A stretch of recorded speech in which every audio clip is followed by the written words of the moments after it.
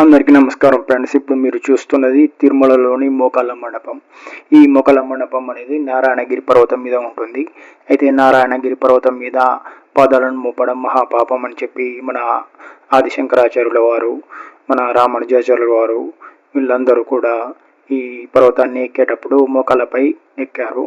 అప్పటి నుంచి భక్తులందరూ కూడా మోకాళ్ళ మండపం రాగానే వారికి సాధ్యమైన మెట్లను మోకాళ్ళ మీద ఎక్కుతుంటూ ఉంటారు. మీరు కూడా ఈ పర్వతం వద్దకు రాగానే మోకాళ్ళ మండపం వస్తుంది.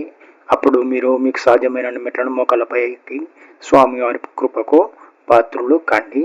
అయితే కనీసం 3 మెట్లైనా మోకాళ్ళ మీద ఎక్కడం ఆనవాయితీగా వస్తుంది.